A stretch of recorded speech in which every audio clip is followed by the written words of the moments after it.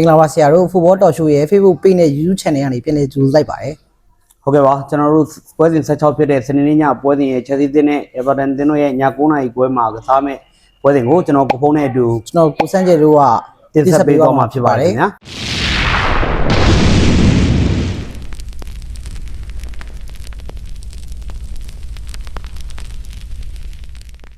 ဟုတ်ကဲ့ပါကိုစန်းကျဲ Chelsea အသင်းကတော့15ပွဲကစားမှာ9ပွဲနိုင်4ပွဲတရေ4ပွဲရှုံးရမှတ်25မိနစ်အဆင့်9နေရာမှာရပ်တည်နေပြီးတော့ Everton အသင်းကတော့15ပွဲကစားမှာ9ပွဲနိုင်3ပွဲတရေ5ပွဲရှုံးရမှတ်24မိနစ်အဆင့်9နေရာမှာရပ်တည်နေတာပဲဖြစ်ပါတယ်ခင်ဗျာဟုတ်ပါတယ်ကိုဖုန်းကြီးဒါ Chelsea အသင်းကလည်းရလက်တွေကမောရမ်းဖြစ်နေပြီးတော့နောက်ဆုံးကစားထားတဲ့ Premier League 4ပွဲမှာဆိုလို့ရှိရင်ဒါ2ပွဲတရေ2ပွဲရှုံးထားပြီးတော့ပြီးခဲ့တဲ့ဂျာရက်ကဒါ Champions League မှာလည်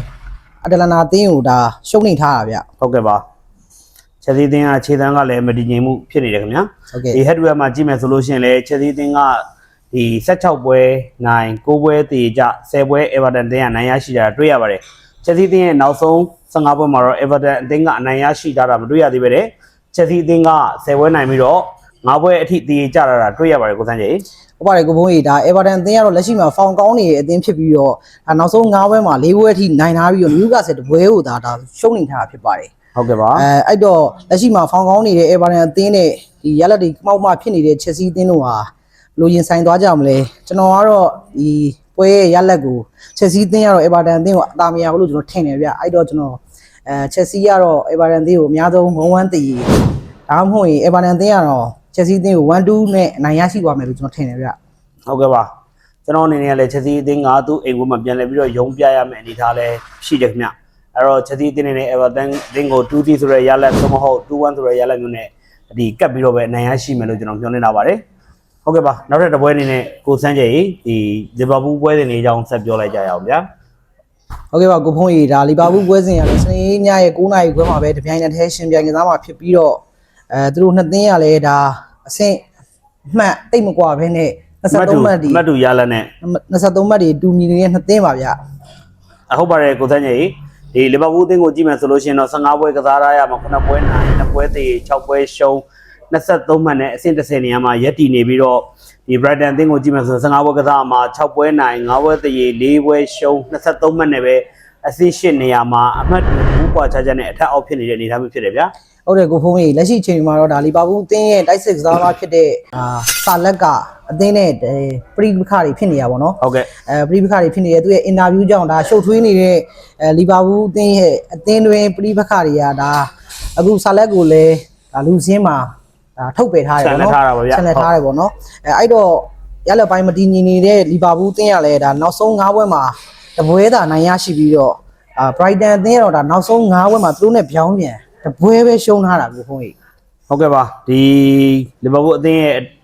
ဒီအတွင်းပရိပခအကြောင်းအရာကတော့တော်တော်လေးကိုရှုပ်ထွေးနေတာလေကျွန်တော်တို့အသိပါပဲဒီမထင်မှတ်ထားလောက်အောင်ဒီနေရာဒီမှာလူဝဲဒါမှတော်တော်ကြမ်းလာပြီးတော့လက်ရှိရလက်တွေကလည်းဟိုထင်မှတ်ထားသလိုဖြစ်မနေဘူးပေါ့ဗျာဆက်ပြီးတော့ပြောရမယ်ဆိုလို့ရှိရင်ဟတ်တီဝါအနေနဲ့ကတော့အချိန်20တွေ့ဆုံလာပြီးတော့လီဗာပူးအသင်းက12ပွဲနိုင်4ပွဲတည် Brighton အသင်းက4ပွဲနိုင်လီဗာပူးအသင်းရဲ့ Premier League နောက်ဆုံး5ပွဲမှာတော့လီဗာပူးအသင်းက2ပွဲနိုင်2ပွဲတည်ကြာလာပြီးတော့ Brighton ကတော့တပွဲအနိုင်ရရှိကြတာကိုတွေ့ရပါတယ်ကိုစန်းကျဲဟုတ်ပါတယ်ကိုဖုန်းကြီးလက်ရှိအချိန်မှာတော့ဒါအမှတ်တူပြီးတော့အဆင့်သိမ့်မကွာတဲ့နှစ်သင်းဖြစ်နေပြီးတော့ဒါသူတို့နှစ်သင်းရဲ့ပွဲစဉ်ရလဲတော်တော်ကြည့်ကောင်းမဲ့ပွဲစဉ်ကိုဖုန်းကြီးဟုတ်ပါတယ်လီဗာပူးအသင်းကလည်းဒီပွဲပြီးရင်ဒါစပါးအသင်းနဲ့ကန်ရမှာဆိုတော့ပုံစံကောင်းရရှိနေတဲ့ဒီ Brighton ကိုသူကြော်ဖြတ်မလဲလက်ရှိဒီအသင်းမှာပြဿနာဖြစ်နေတဲ့ကိစ္စတွေရောသူတို့ဖြေရှင်းသွားနိုင်မလားဟုတ်ကဲ့ဒါတွေကိုကျွန်တော်တို့ကဟိုအများကြီးစောင့်ကြည့်ရမှာခင်ဗျ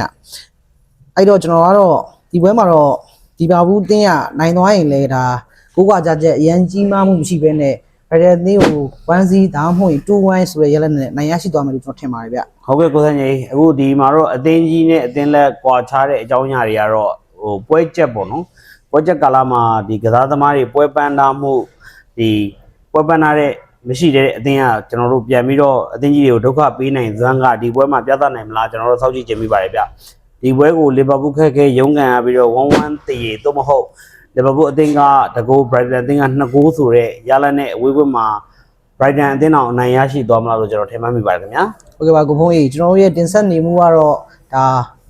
ဒီလောက်နဲ့ပဲခဏနားပါအောင်မယ်ဗျဒါမဲ့ပွဲစဉ်တွေကိုလည်းဆက်လက်တင်ဆက်ပေးသွားမှာမို့လို့ဆက်လက်ပြီးတော့အားပေးကြပါအောင်ခင်ဗျာ ပရိသတ်တွေအမြင်ပြောင်းလဲသွားအောင်လဲကျွန်တော်တို့ရိုက်ကူးရေးပုံစံမျိုးအနေနဲ့နေရာလေးပြောင်းလဲပြီးတော့ရိုက်ထားတာတွေ့ရပါတယ် မီးပြတ်တွေလို့ပါ ဆက်လက်ဆောက်ကြည့်အားပေးကြပါဦးဗျာကျေးဇူးတင်ပါတယ် အားလုံးကျေးဇူးတင်ပါတယ်ခင်ဗျာ